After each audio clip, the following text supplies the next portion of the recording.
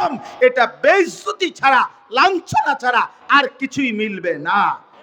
কোনো হারামখোর সম্মানিত হয় না, কোনো সুদখোর, কোনো ঘুষখোর, কোনো বাটপার, কোনো অবৈধ উপার্জনকারীকে মানুষ সম্মান করে না, করে না, করে না, করে না। আমি বললাম করে না। ক্ষমতা দেখাইলে তাৎক্ষণিক সামনে হয়তো জি স্যার বলে, কিন্তু পিছনে আমি নিজ চোখে দেখছি। আমি সবার ব্যাপারে বলি না, কিন্তু আমি নিজ চোখে দেখছি। একবার এক লোক তার সামনের এই লোকটারে বলল, মনে 5 মিনিটে 50 বার বলছে জি স্যার, জি জি জি জি জি জি জি জি, এতে শুধু জি কইয়া গেল। 5 মিনিটে না হয়তো 50 বার বলল। ওই লোকটা সরল, এইখানে দাঁড়াইয়া বলতেছে, হুজুর মন্ডা চাইছে ফাঁসাতে একটা লাত্তি দিই। আমি গোমা কিও কোন আস্তাগফিরুল্লাহ। আপনি দিয়ে এই মাত্র জি স্যার কইতে কইতে জান শেষ করে লেলেন, এখন আবার কোন ফাঁসাত লাথি দিবেন? তখন ওই লোকটা বলছে যে হুজুর কাট্টা সুদখোর, এই শব্দ এটা কইছে, কাট্টা সুদখোর, হারামখোর। তো ইজ্জত কোথায়? কথা বলেন না, এটা ইজ্জত হইল? এক কর্মচারী যদি তার বসকে বলে কাট্টা সুদখোর, তো তোর ইজ্জত কোথায়? তোর সম্মান কোথায় বেটা? এজন্য কোনো হারামখোর সম্মানিত হয় না, কোন অবৈধ উপার্জনকারী সম্মানিত হতে পারে না। আল্লাহ নবী সাল্লাল্লাহু আলাইহি সাল্লাম বলেন, লা ইয়াদখুলুল জান্নাতা জাসাদুন গুজিয়া বিল হারাম। যে শরীর রক্ত মাংস গোশত হারাম দ্বারা হয়েছে, হারামের উপার্জন দ্বারা, আল্লাহর কসম নবী বলেন ওই শরীর, ওই দেহ জান্নাতে প্রবেশ করবে না। লা ইয়াদখুলুল জান্নাহ, ওই দেহ জান্নাতে ঢুকবে না। আল্লাহ নবী সাল্লাল্লাহু আলাইহি সাল্লাম স্পষ্ট হাদিসের মধ্যে আছে, রাসূলুল্লাহ সাল্লাল্লাহু আলাইহি সাল্লামের জামানায় নবীজি দেখছেন একজন লোককে কাবা ঘরের গিলাফ ধরে আছে, চিৎকার করতেছে আল্লাহর কাছে, ইয়া রাব ইয়া রাব, অনেক কিছু চাইতেছে, কাপড় চোপড় এলোমেলো বালুসালু, বহু দূর থেকে সফর করে আসছে। কিন্তু আল্লাহ নবী সাল্লাল্লাহু আলাইহি সাল্লাম নিজে বলছেন, সাহাবীদের দিকে তাকায়া বলে, দেখো মাতআমুহু হারাম, মাশরাবুহু হারাম, গুজিয়া বিল হারাম, ফাআন্না ইউস্তাজাবু লা। এই সাহাবীরা দেখো, এই নাফরমান যা খাইছে তা হারাম, যা পান করছে তা হারাম, তার শরীরের গোশতগুলো হইছে যা, তা হারাম দ্বারা, হারাম রোজগার দ্বারা। ফাআন্না ইউস্তাজাবু লাহু, কাবা ঘর মাথাত লইয়া লাইলো, দোয়া কবুল হবে কিভাবে? ফাআন্না, কিভাবে দোয়া কবুল হবে? এজন্য হারাম করে দোয়া কবুল হয় না, হারাম উপার্জনকারীর দোয়া কবুল হয় না। সবচেয়ে ভয়ঙ্কর কথা হলো বাপ, আমি এই প্রসঙ্গটা এই কথাই শেষ করতে চাই। এই প্রসঙ্গটা সবচেয়ে ভয়ের বিষয় হলো, আমি নিজে হাদিসের ব্যাখ্যার মধ্যে পড়ছি যে এই অভিভাবক তার গোটা ফ্যামিলিটাকে, বউ বাচ্চাগুলোকে এই হারাম রোজগার দ্বারা, এই সুদের টাকা, ঘুষের টাকা, কিস্তির টাকা, এই অবৈধ ধোঁকা, মিথ্যা প্রতারণা, ওজনে কম দিয়া ঠকাইয়া, বাটপারি সিটারি করে, বিভিন্ন ধান্দাবাজি করে রোজগার করলো, তো সে তো পুরা ফ্যামিলিকে এইগুলো দিয়ে খাওয়াইলো। তো এই পুরা ফ্যামিলির গোস্ত রক্ত হইল এই হারামের দ্বারা। তো এই নাফরমান পুরা ফ্যামিলিটাকে জাহান্নামের জন্য রেডি করে দিল, ওই পুরা ফ্যামিলিকে বরবাদ করে দিল।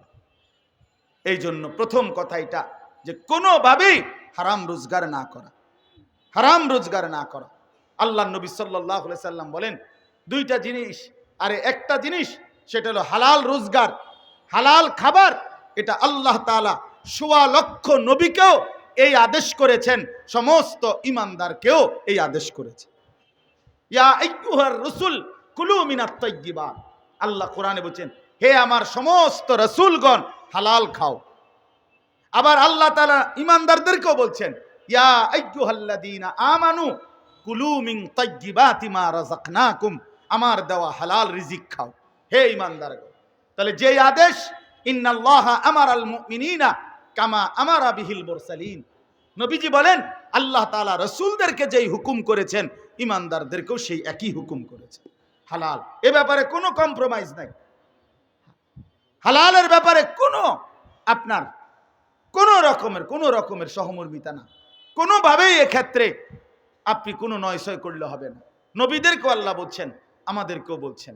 আল্লাহ তাআলা আমাদের প্রত্যেককে হালাল রোজগারের প্রতি যত্নবান হওয়ার তৌফিক দান করেন। এরপরে দেখেন আরেকটা কথা, তাতফিফের দ্বিতীয় আরেকটা অর্থ হলো, তাফসীরের মধ্যে আছে, ইমাম মালিক রাহমাতুল্লাহি আলাইহি বলছেন, লিকুল্লি শাইইন ওয়াফাউন ওয়া তাতফিফুন, প্রত্যেক জিনিসের একটা পূর্ণতা আছে, একটা তাতফিফ আছে, মানে ঘাটতি আছে। অর্থাৎ প্রত্যেকটা বিষয় একটা হলো পূর্ণভাবে করলাম, আরেকটা হলো কমতি করলাম, ঘাটতি করলাম। ওয়াফা মানে পূর্ণ, আর তাতফিফ মানে তো বললামই কম করা, ঘাটতি করা, এই প্রত্যেক জিনিসে। তো এই কথার উপরে ব্যাখ্যা লিখছে তাফসীর কুরতুবীতে যে আল্লাহর হক এবং বান্দার হক, এক মানুষের উপরে দুইটা হক আমাদের কাছে। আল্লাহর হক আছে কিছু, বান্দার হক আছে কিছু। এই আয়াতের ব্যাখ্যার মধ্যে তাফসীরে লিখছে আল্লাহর হকের মধ্যেও ঘাটতি করা এটাও তাতফিফ, বান্দার হকের মধ্যে ঘাটতি করা এটাও তাতফিফ। এজন্য আল্লাহর হক যে কমতি করে তার জন্য জাহান্নাম, বান্দার হক যে কমতি করে তার জন্য জাহান্নাম। কথাটা বুঝলেন কিনা বলেন?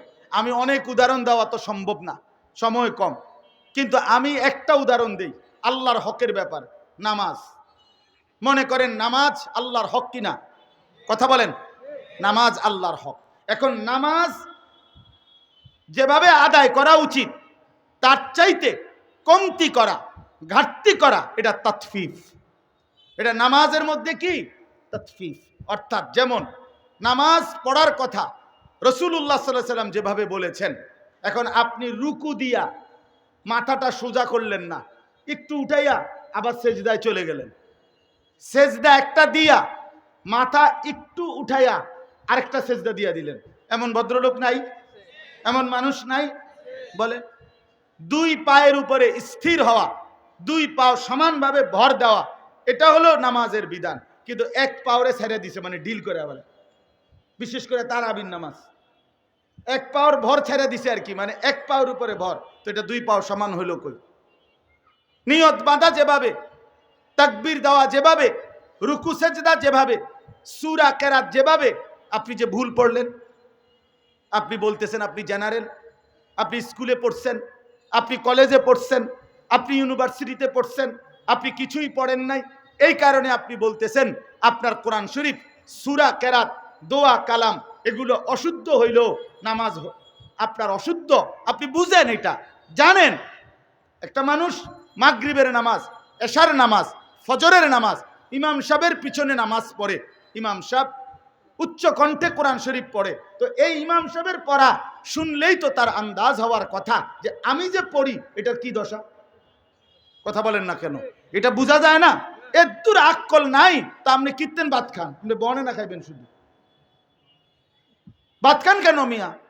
আপনি এদ্দুর বুঝেন না যে আপনার কোরআন শরীফ অশুদ্ধ, তো এটা কি ঘাটতি না? কথা বলেন না, এটা ঘাটতি কিনা বলেন? তেলাওয়াত কাকে বলে? সরাসরি তাফসীরের মধ্যে আছে, এই যে কোরআন তিলাওয়াত, এটা কাকে বলে? তেলাওয়াত কাকে বলে? যিনি শুনাইলেন তিনি ঠিক যেভাবে বলছেন ওইভাবে তাকে ফেরত দেওয়া, ওইভাবে তার কথা ফেরত তেলাওয়াত করা, পাঠ করা, এটারে বলে তেলাওয়াত। নাইলে সেটা তেলাওয়াত হবে না। এই জন্য কোরআন তেলাওয়াত হবে তখন তেলাওয়াত যখন